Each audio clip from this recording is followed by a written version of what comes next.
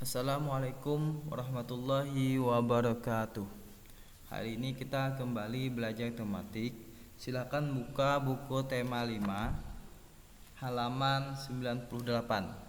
Hari ini kita belajar tentang hubungan antar makhluk hidup dalam ekosistem. Apa itu ekosistem kemarin? Ekosistem adalah tempat berlangsungnya hubungan antar makhluk hidup dengan lingkungannya atau hubungan timbal balik antar makhluk hidup dengan lingkungannya.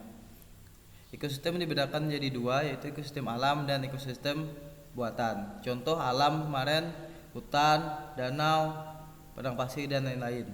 Adapun contoh ekosistem buatan adalah sawah, waduk, kolam dan akuarium. Nah, di dalam situ karena terdapat hubungan yang khas antara dua makhluk hidup yang hidup bersama-sama disebut simbiosis. Jadi simbiosis itu adalah hubungan yang khas atau khusus antara dua makhluk hidup yang hidup bersama-sama. Simbiosis dibedakan menjadi 3, yaitu simbiosis mutualisme, simbiosis parasitisme, dan simbiosis komensalisme. Tujuan simbiosis adalah usaha makhluk hidup untuk bertahan hidup di lingkungannya. Jadi itu tujuan simbiosis adalah usaha makhluk hidup untuk bertahan hidup di lingkungannya. Yang terpelajari yang pertama simbiosis mutualisme. Simbiosis mutualisme adalah hubungan antara dua makhluk hidup yang bersifat saling menguntungkan.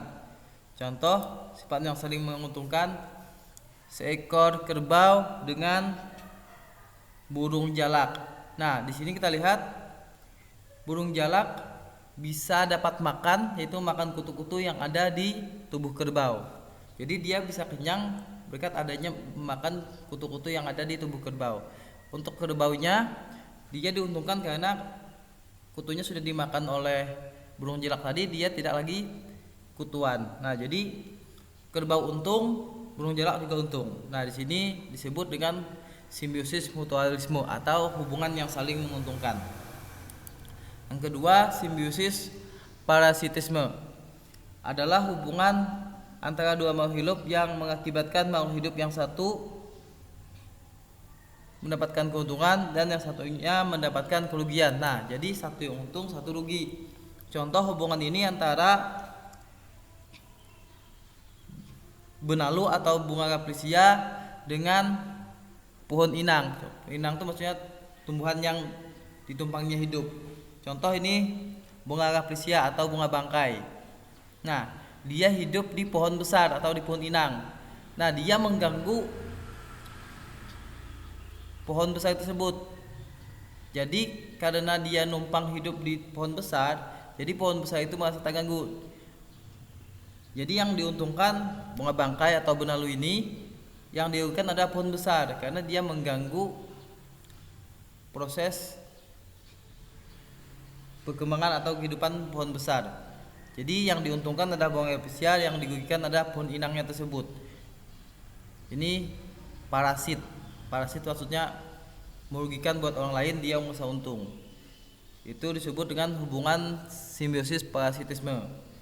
Selanjutnya yang ketiga, simbiosis komensalisme, yaitu hubungan antara dua makhluk hidup yang menguntungkan satu pihak tetapi tidak merugikan pihak lain. Nah, contoh pohon anggrek. Nah, dia hidup di pohon besar.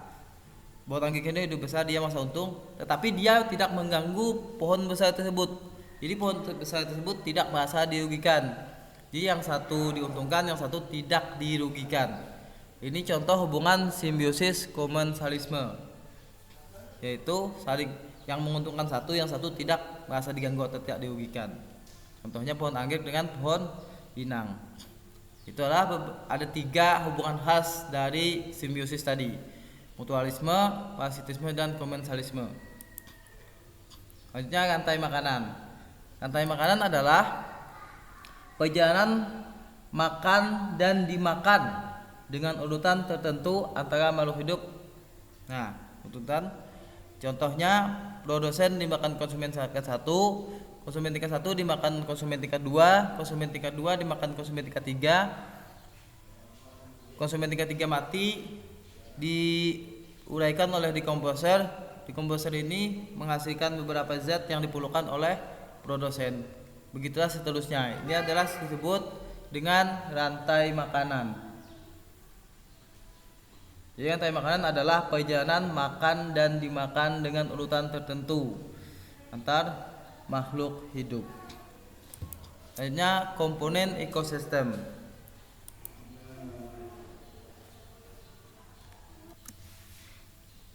Komponen ekosistem itu terbagi menjadi dua. Yang pertama komponen biotik dan komponen abiotik. Komponen biotik itu terdiri dari produsen, konsumen, dan pengurai. Nah, di sini contoh seperti tadi. Produsen adalah semua tumbuhan hijau adalah produsen. Dalam sebuah ekosistem, produsen artinya penghasil, menghasilkan bahan-bahan organik bagi makhluk hidup. Contohnya padi, ubi, sagu, dan tomat. Itu contoh produsen. Sini kalau contohnya sini produsen adalah padi. Selanjutnya konsumen.